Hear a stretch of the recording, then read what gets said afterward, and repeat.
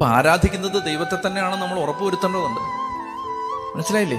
ഇപ്പൊ നമ്മൾ കുർബാന അർപ്പിക്കുന്ന സമയത്തെ, നമ്മൾ കുർബാന അർപ്പിച്ചുകൊണ്ടിരിക്കുന്ന സമയത്ത് നമുക്ക് ഈ കുർബാന എത്ര നന്നായിരുന്നു എന്ന് ആളുകളെ കൊണ്ട് പറയിപ്പിക്കുന്നതാണ് കുർബാന അർപ്പിക്കുന്ന സമയത്ത് നമ്മുടെ ഇന്റൻഷൻ എങ്കിൽ ആക്ച്വലി വി ആർ വർഷിപ്പിംഗ് അവർസെൽസ്. നമ്മൾ നമ്മളെ തന്നെ ആരാധിച്ചുകൊണ്ടിരിക്കുകയാണ്, ഈശോയല്ല. ഇപ്പൊ നമ്മളൊരു പാട്ട് പാടുന്ന സമയത്ത് ആ പാട്ട് പാടി എങ്ങനെ ആളുകളെ ഇംപ്രസ് ചെയ്യാന്നാണ് നമ്മുടെ അകത്ത് കിടക്കുന്നതെങ്കിൽ ആ പാട്ട് വഴി നമ്മൾ ദൈവത്തെ അല്ല ആരാധിക്കുന്നത്, നമ്മളെ തന്നെയാണ്.